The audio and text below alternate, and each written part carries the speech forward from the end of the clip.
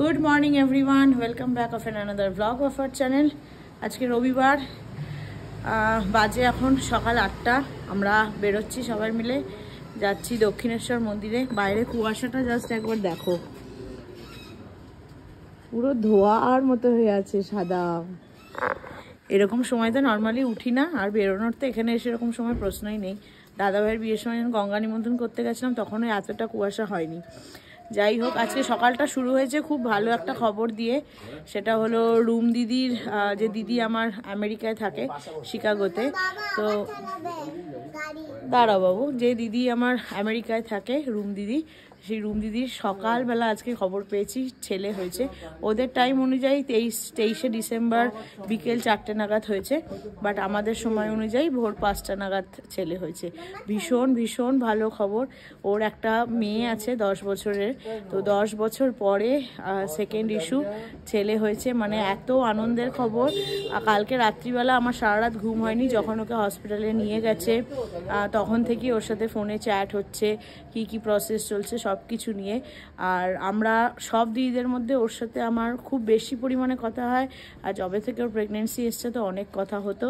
তো ও একটু নার্ভাস ছিল, কারণ কি হবে কি না হবে, প্রত্যেকটা মেয়েই থাকে।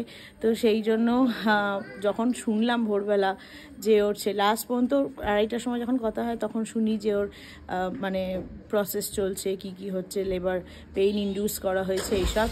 কিন্তু যখন মানে শুনলাম ভোরবেলা উঠে 5টার সময় উঠেছি স্নান করার জন্য, অ্যালার্ম দেওয়া ছিল, উঠে যখন ফার্স্ট জিজুকে মেসেজ করলাম যে কিরে কি হলো, জিজুকে বললাম কি অবস্থা ওখানকার।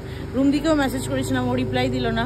তো জিজু বললো ছেলে হয়েছে। এত ভালো লাগলো, এত ভালো লাগলো। আমি কালকে রাতেই ওকে 2:30টার সময় বলেছি যে আজকে 24 তারিখ, তো 24 তারিখে হচ্ছে মানে জেসাস আসছে। ভীষণ ভালো হয়েছে আজকের দিনটা। যাই হোক, চলো বেরোই এখন। একটু লেট হয়ে গেছে, আর একটু আগে বেরোতে পারলে ভালো হতো, কিন্তু এই সব বাচ্চা কাচ্চাকে রেডি করে বেরোতে একটু লেট হলো। চলো যাওয়া যাক এখন। আজকে ড্রাইভারের সিটে কে? অর্ঘ্য নাকি? পারবে চালাতে? শুভম কাকু খুব সাবধান। শুভম কাকুকে দিয়ে দাও, অর্ঘ্য পারবে না। ঘন্টিলালা গুড মর্নিং। ঘন্টিলালা দাদা হয়ে গেল। ঘন্টু বাবা, ঘন্টিলালা দাদা হয়ে গেল। হ্যাঁ, কি ঘন্টিলা? ও এখন অবাক চোখে তাকিয়ে দেখছে আমি কোথায় যাচ্ছি ঘুর ঘুর করতে। জাস্ট কুয়াশাটা দেখো কি লেভেলের পড়েছে আজকে, বাপরে। পুরো শুধু ধোয়া হয়ে আছে, দেখ পুরো সাদা, মানে ওই দিকটা কিচ্ছু দেখা যাচ্ছে না। 8টার সময় এরকম কুয়াশা, হ্যাঁ ভাবা যায়? বাড়িগুলোও দেখা যাচ্ছে না, সত্যি কথা। দেখ কি গাছ টাছগুলো সব ঝাপসা। দক্ষিণেশ্বর মন্দিরে তো পৌঁছে গেছি। এই যে মায়ের মন্দির, প্রচুর ভিড় আজকে। কালকে যেহেতু 25শে ডিসেম্বর, তাছাড়া পৌষ মাস চলছে, প্রচুর ভিড়। জাস্ট ভিড়টা একবার দেখো।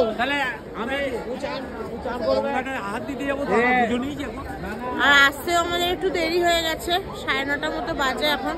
1.5 ঘন্টা সময় লাগলো। এই যে ঘন্টিলালা, শিকি, অর্ঘ্য, এখান থেকে সমস্ত ফুলের ডালা নেওয়ার যে দোকানগুলো, স্টলগুলো এখান থেকে শুরু হচ্ছে। তো এখন চলো আগে ডালাটা নিয়ে নিই। মনে হয় এখানেই ফোন, জুতো, এগুলো সমস্ত সাবমিট করতে হবে। আমি অনেক বছর আগে এসেছি, আমারও ঠিক মনে নেই। দেখা যাক, যতক্ষণ পারবো চেষ্টা করবো ব্লগ করতে।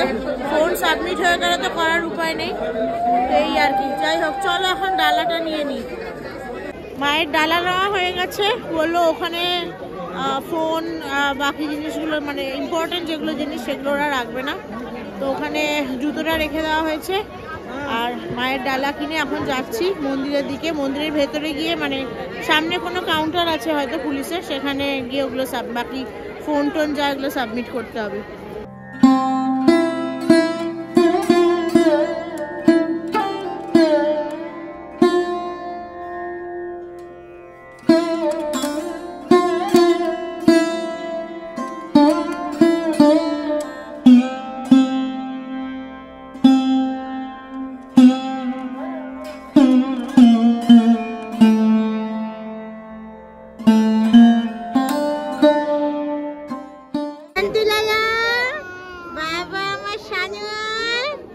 বাবা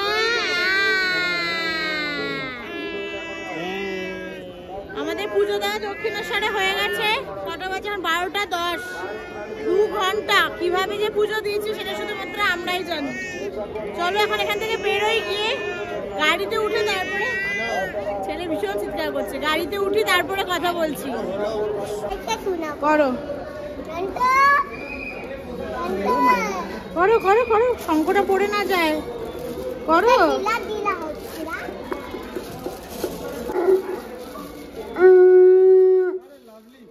আবার করো, আবার করো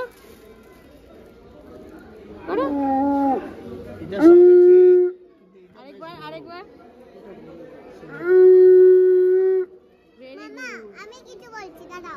মাংকিগুলো শুধু বসে আছে, দেখো এখানে শাসার দিয়ে।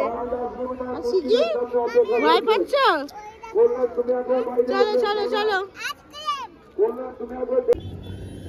পুজো দিয়ে তো গাড়িতে উঠে পড়েছি, এখন বাড়ির দিকে যাচ্ছি। আজকে অসম্ভব ভিড় ছিল, মানে আমি 7 বছর বিয়ে হলো, 7 বছর আগে, মানে বিয়েরও আগে আমি এসেছি, 8 বছরই ধরো, 8 বছর আগে এসেছি দক্ষিণেশ্বরে। তখন অন্য রকমেরই সিস্টেম ছিল, এখন যা সিস্টেম হয়েছে মানে দুর্বিষহ অবস্থা।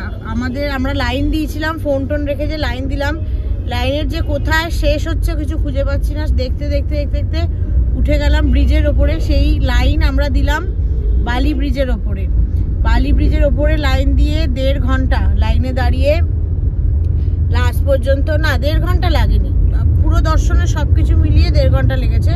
1 ঘন্টা মতো লাইনে দাঁড়াই। লাইনে দাঁড়িয়ে তারপরে মায়ের ওখানে যখন আসি, এসে ঠিক 10:10 লাইনে দাঁড়িয়েছিলাম, আর 11:10 একদম মন্দিরের সামনের গেটটাতে আসি।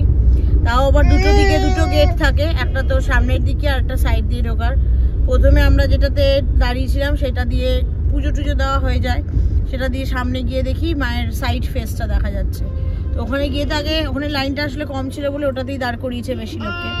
তো ওখানে গিয়ে তো পুজো টুজো দিয়ে তারপরে অর্ঘ্যকে, শিখিকে, হনি, ঘন্টু সবাইকে নাট মন্দিরটাতে বসি। আমি আবার ওখান থেকে যাই আরেকটা লাইন, যেটা মেইন মায়ের গেট দিয়ে ঢুকা যাবে, মানে যেখান থেকে মায়ের ফ্রন্ট ফেসটা দেখা যাবে।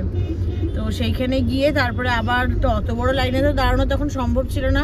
একজনকে রিকোয়েস্ট করি কি আমার পুজো দেওয়া হয়ে গেছে, আমি একাই আছি, একটু যদি দাঁড়াতে দেন, মাকে একবার দেখবো সামনে থেকে। তারপরে সেখান থেকে দাঁড়িয়ে আরেকবার মাকে সামনে থেকে দর্শন করে প্রণাম করে বাইরে আসি। ভেবেছিলাম একটা ঘটিও নিয়ে এসেছিলাম। কি হয়েছে ঘন্টু?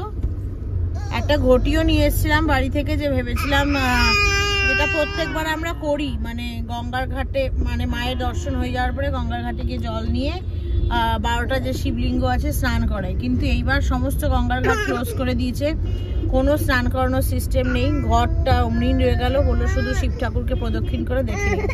অনেক নিয়ম চেঞ্জ হয়ে গেছে, মানে ইভেন আগে ধূপকাঠি, প্রদীপ এইসব জ্বালানোর সিস্টেম ছিল, ধূপকাঠি, মোমবাতি, সেইগুলো। কি হয়েছে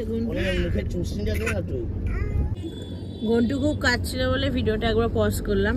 তো যেটা বলছিলাম, ওখান থেকে মোমবাতি, ধূপকাঠি, যেটা আমরা মন্দির থেকে বেরিয়ে আগে সাইডে দিতাম, আগে যতবার মার সাথে বহুবার এসছি, বহু বছর তো সেই ছোট থেকে এসছি, কিন্তু সেই ধূপকাঠি মোমবাতি দেওয়ার সিস্টেমও উঠিয়ে নিয়েছে। মানে যাদের ডালার মধ্যে মোমবাতি ধূপকাঠি রয়েছে, ওই যখন চেক ইন করে ঢুকাচ্ছে ভেতরে, সেখান থেকেই ওটা নিয়ে নিচ্ছে। যাই হোক, লাইনে, তবে লাইন যদিও বিশাল পড়েছিল, লাইনে অ্যাকচুয়ালি লাইনটা বিশাল পড়লো, লাইন ভালোভাবে এগোচ্ছিল, কিন্তু মেইন গেটের কাছে গিয়ে কি হচ্ছে না, অনেক মানুষ আছে বলছে যে লাইনের পাশে পাশ দিয়ে চলছে, ইচ্ছা করে চলছে যাতে ভেতর দিয়ে কোনোভাবে অ্যাডজাস্ট করে ঢুকে যাওয়া যায়। তো ওই রকম যদি, মানে অ্যাপ্রক্স আমি বলছি, লাইনে যদি 50,000 লোক আজকে তো দাঁড়িয়েইছে, মিনিমাম 50,000 লোক যদি দাঁড়ায়, আরও মাঝখান থেকে 10,000 লোক ঢুকে যাচ্ছে, এইভাবে মানে এই করেই টাইমটা বেশি লাগছে। যাই হোক, ভালোভাবে দর্শন হয়ে গেছে মায়ের। আমি তো আবার দুবার দুদিক থেকে গিয়ে দেখলাম। তো এখন ভেবেছিলাম আগে বেলুড়ে যাব সব কিছু করে, কিন্তু আর শরীর দিচ্ছে না, আমার পাগুলো রীতিমতো টানছে, সকাল থেকে একদম উপোস হয়েছি। আর ছেলেও একটু ক্লান্তি হয়ে গেছে, ওরও ভালো লাগছে না তো রোদের মধ্যে। প্রথম দিকে লাইনটা যখন ছাওয়ায় ছাওয়ায় কুয়াশা ছিল, ঠান্ডা ঠান্ডা ওয়েদার ছিল, অতটা খারাপ লাগছিল না, কিন্তু তারপরে যেই ভেতরে আসলাম মন্দিরের চত্বরে, এমন রোদ ওঠা শুরু করলো, তখন ওর খুব একটু কষ্ট হয়েছে। তো ওই জন্য এখন বাড়ি যাচ্ছি, দেখি ভেতরে তো খাবার দোকান কিছু সেরকম পেলাম না। আগে যেসব জায়গায় দোকানে খেতাম তার সামনে দিয়েই লাইন দিয়ে আসলাম, কিন্তু এখন সেখানে যদি খেতে যাই তাহলে অনেকটা আবার ঘুরে হেঁটে যেতে হবে, সেই জন্য ওখান থেকে আর খাইনি।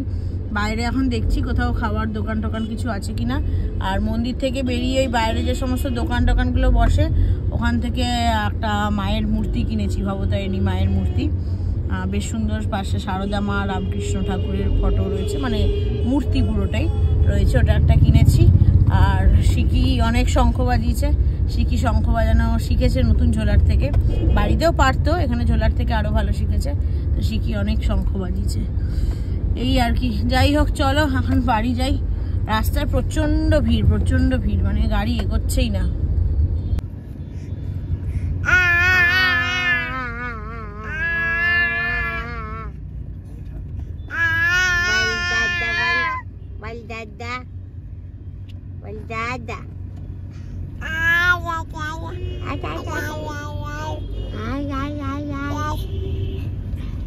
Papa, Baba, Bubba, Bubba, Lala, Lala, Bubba, Abba, Baba, কই যে বলবে না ফোনটা খাওয়ার জিনিস, কুকুর কুকুর শুধু দাঁত বেরোচ্ছে আর শুধু ফোন খায়।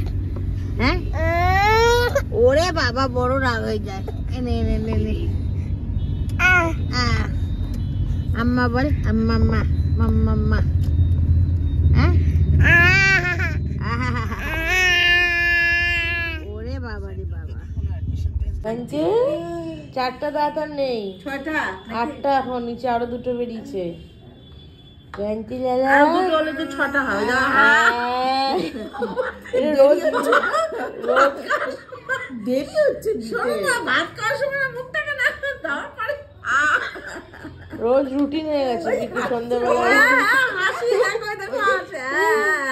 সন্ধ্যাবেলা উঠেই বিস্কুট খাওয়া রোজ রুটিনে দাঁড়িয়ে গেছে। হ্যাঁ না গানছিলাম, খেতে হবে তো, বাবা আছে এদিকে, মা আছে এদিকে, মুখে না ওটা শেষ হয়নি, দিলে হয় কি গলা লেগে যেতে পারে।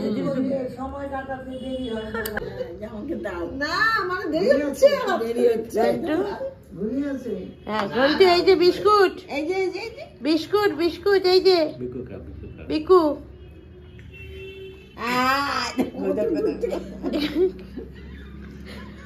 করতে করতে যে হরিণ কোলে উঠে পড়েছিল।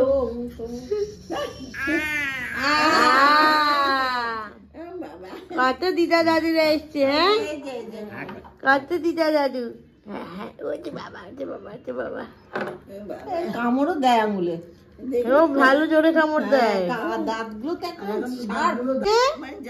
হ্যাঁ আবার দিদিরটা থেকে ভাগ বাঁচাচ্ছে বাবা। হ্যাঁ ওর আর দুধ সেই লোক ভালো লাগে না। ও বাবা দেখো দেখো মুখটা দাও দাও, দিদিকে খেতে দাও। দিদি ভুকু লাগে গেছে, বাবা দেখো না দিলে আবার নাচ করে এরকম করে দুলে দুলে। অল্প দিও, আমার বেশি না, গরম নেই তো। ওরে বাপরে, আরে বাপরে, টেনে টেনে খেয়ে নিচ্ছে।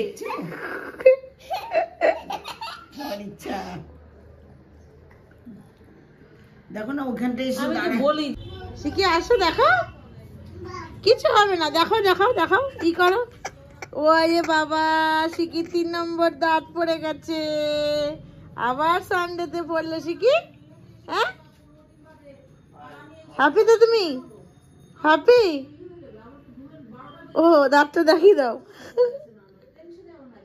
র্যাটকে দেবে তো?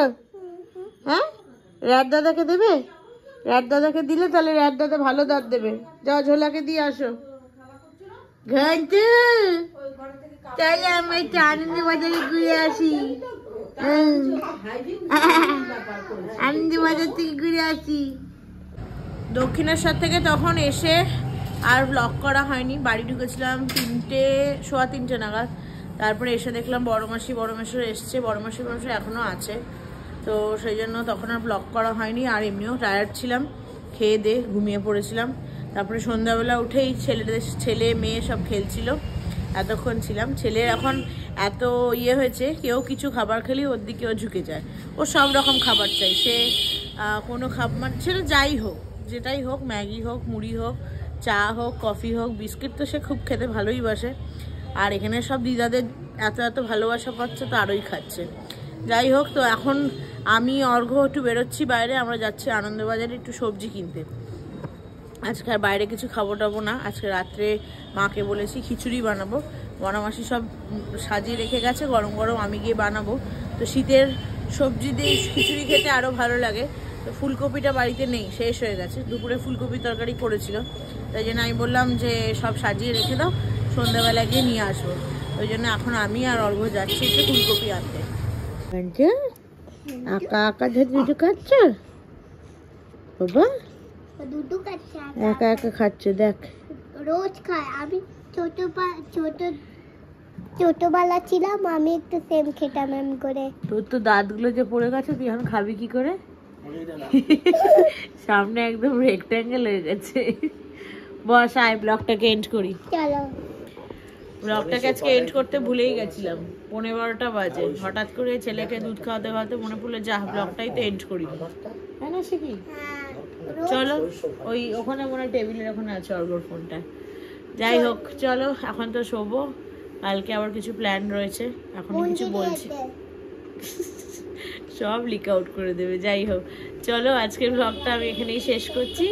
ব্লগটা ভালো লেগে থাকলে লাইক শেয়ার, সাবস্ক্রাইব করে দিও। সবাই ভালো থেকো, সুস্থ থেকো। দেখা হচ্ছে খুব তাড়াতাড়ি একটা নতুন ব্লগ নিয়ে। ততক্ষণের জন্য টাটা। টাটা।